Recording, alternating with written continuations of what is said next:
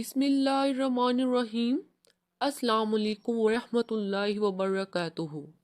تمام سامعین کو میری طرف سے دل کی گہرائیوں سے خوش آمدید، اور میری اللہ پاک سے دعا ہے کہ اللہ آپ کو اپنے حفظ و ایمان میں رکھے اور آپ کی ہر دلی اور ہر جائز مراد کو قبول فرمائے، آمین۔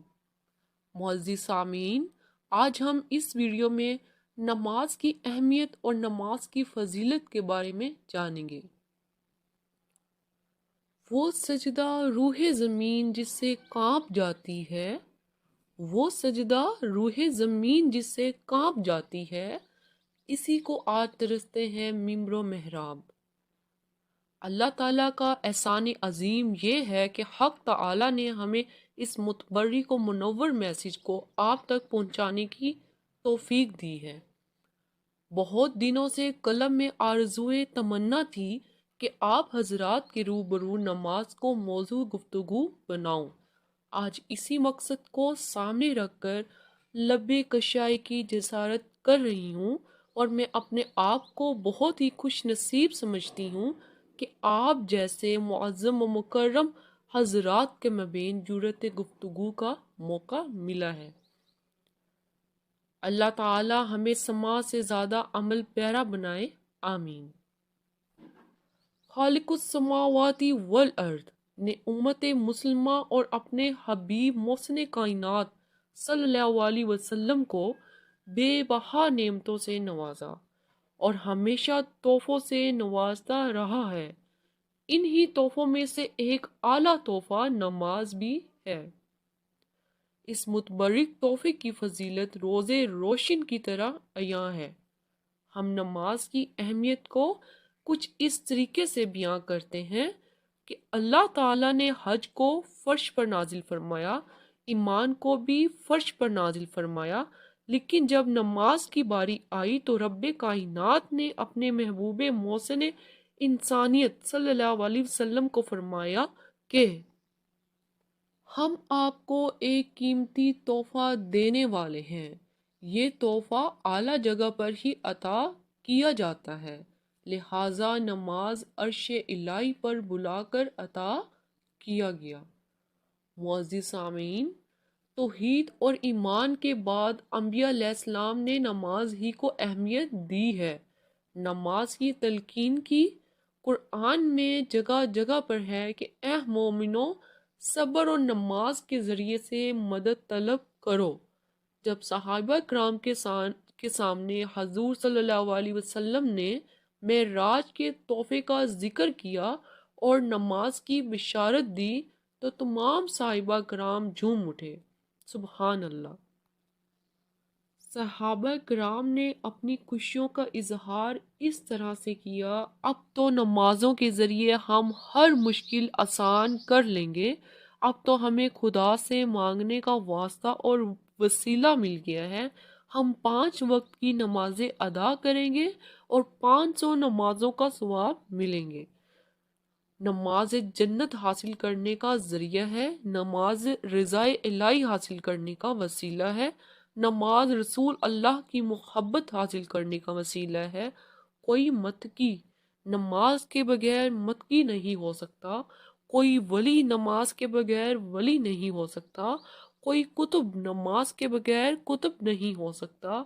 حضور صلی اللہ علیہ وسلم نے بھی نماز ادا کی، صحابہ کرام نے بھی نماز کی پابندی پر مداوت کی، تبع تابعین نے بھی ترک نماز نہیں کی، مجاہدین نے بھی نماز کو پکڑے رکھا، اولیاء کرام نے بھی نماز کو اختیار کیا۔ کوئی بتا دو اگر کسی نبی نے نماز ترک کی ہو اور نبی بن گیا ہو، کوئی قطب نماز کے بغیر قطب بن گیا ہو، کوئی ابدال نماز کے بغیر ابدال بن گیا ہو، کوئی امام نماز کے بغیر امام بن گیا ہو، آپ بتا ہی نہیں سکتے، اس لیے کہ یہ عمل محبوب عمل ہے۔ نماز سے قلوب کو نورانیت ملتی ہے، نماز سے ایمان و عقائد کو قوت ملتی ہے، نماز زندگی کو آفتاب سے زیادہ روشن کر دیتی ہے، نماز اس وقت چراغ کا کام کرتی ہے جہاں پر چاروں سمت اندھیرا ہی اندھیرا ہو، یعنی قبر میں۔ نماز مصائب اور پریشانی کو ٹال دیتی ہے۔ نماز سے انسان افضل و وارفا ہوتا ہے۔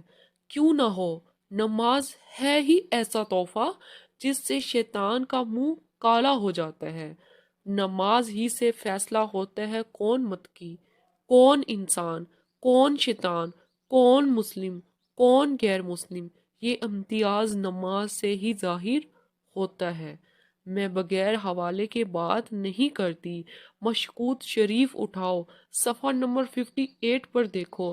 حضرت جابر رضی اللہ عنہ سے روایت ہے کہ محسن انسانیت صلی اللہ علیہ وسلم نے ارشاد فرمایا، بندے اور کفر کے درمیان فرق صرف نماز کا ترک کرنا ہے۔ مشکوت شریف کے اسی صفحے پر دیکھیے کہ ایک حدیث اور ہے جس کے راوی حضرت بریدہ رضی اللہ عنہ ہے۔ فرمایا، رسول اکرم صلی اللہ علیہ وسلم نے ہمارے اور منافقین کے مابین جو عہد ہے وہ نماز ہے، بس جس نے اس کو ترک کیا گویا اس نے کفر کیا۔ حضور صلی اللہ علیہ وسلم نے دوسری جگہ ارشاد فرمایا کہ جس نے جان بوجھ کر نماز کو ترک کیا گویا اس نے کفر کیا۔ ان تمام احادیث کی روشنی میں نماز کی اہمیت من الشمس ہو جاتی ہے، اور محسن انسانیت صلی اللہ علیہ وسلم نے اپنی آنکھوں کی ٹھنڈک نماز میں بتایا ہے۔ الفاظ یوں ہیں، جب بندہ رب کائنات کے دربار میں اپنا سر خم کرتا ہے تو محسن کائنات کے آنکھوں کو ٹھنڈک محسوس ہوتی ہے، اور ترک نماز سے ہمارے آخری نبی کو تکلیف ہوتی ہے۔ جس نے بھی محسن انسانیت صلی اللہ علیہ وسلم کو تکلیف پہنچائی گویا اس کی دنیا اور آخرت برباد ہے۔ جب بندہ نماز کو ادا کرتا ہے تو حق تعالی شانہ اپنے تمام انوار و برکات کے ساتھ متوجہ ہوتے ہیں، اور بندہ رحمت خداوندی کا محور بن جاتا ہے۔ کسی شاعر نے کیا خوب کہا ہے، وہ سجدہ روح زمین جس سے کام جاتی ہے، وہ سجدہ روح زمین جس سے کام جاتی ہے، اس کو آج ترستے ہیں ممبر و محراب۔ معزز سامعین، قیامت کے دن سب سے قبل نماز کے بارے میں سوال ہوگا۔ اس دن کسی کا کوئی نہ ہوگا، انسان خود کے پسینے میں ڈوبے ہوں گے، ہر شے نفسی نفسی پکارے گی۔ اس وقت سب سے پہلے نماز کا سوال ہوگا۔ ماہ رسالت سرکار دو عالم صلی اللہ علیہ وسلم کا ارشاد ہے کہ یوم قیامت سب سے پہلے حقوق اللہ میں نماز کا حساب لیا جائے گا۔ اگر نماز درست نکل آئی تو تمام اعمال درست، اور اگر نماز ہی خراب نکلی تو سارے اعمال بیکار ہیں۔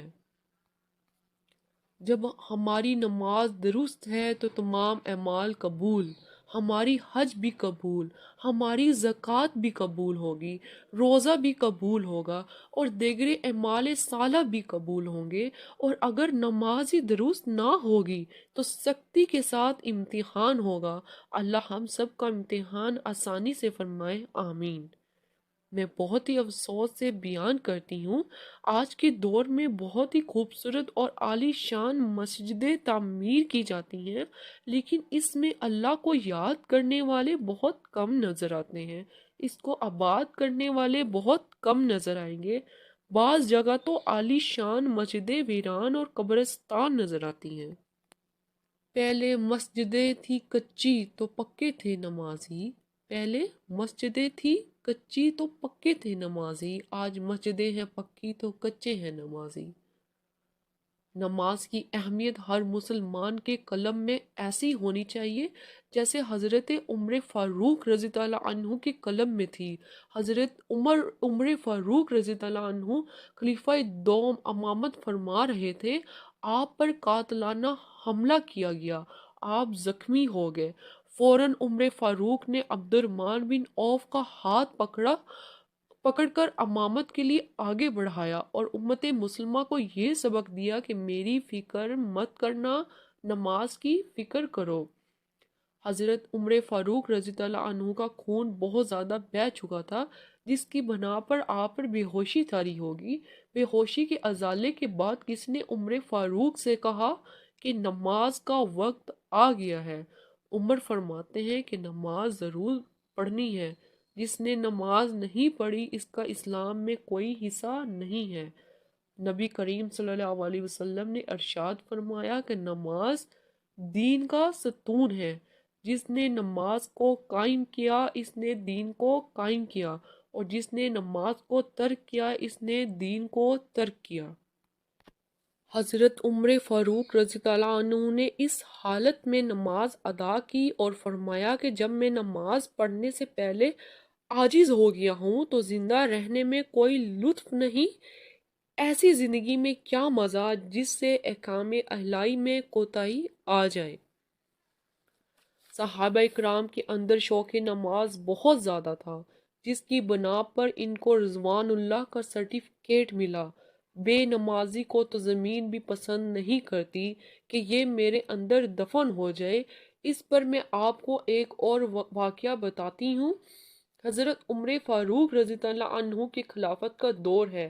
ایک بڑھیا کا تیل زمین پر گر جاتا ہے تو وہ دربار امیر المومنین میں حاضر ہوتی ہے اور مطالبہ کرتی ہے کہ زمین نے میرا تیل چوس لیا ہے۔ حضرت عمر فاروق رضی اللہ عنہ ایک پرزہ لیتے ہیں، اس پر لکھتے ہیں اور کہتے ہیں کہ اس پرزے کو اس جگہ پر رکھنا جہاں پر تمہارا تیل گر گیا ہے۔ وہ بڑھیا ایسا ہی کرتی ہے۔ تمام لوگ حیرت زدہ ہوتے ہیں کہ یہ کیا ماجرا ہے۔ اس پرزے کو کھول کر دیکھتے ہیں تو اس میں لکھا ہوا ہوتا ہے کہ اے زمین اس بڑھیا کا تیل فوراً واپس کر دے، ورنہ میں تجھ میں ایسے شخص کو دفن کروں گا جو ترک صلاۃ ہے، جو نماز ادا نہیں کرتا۔ ہمیں اس عبرتناک واقعے سے نصیحت حاصل کرنی چاہیے کہ زمین ترک نماز کو پسند نہیں کرتی۔ اگر ہم نمازیں چھوڑیں گے تو قبر میں جانے کے بعد ہمارے ساتھ زمین کیا معاملہ کرے گی؟ اللہ تعالی ہم سب کو قبر کے عذاب سے محفوظ فرمائے اور نماز کا ہمیں پابند بنائے۔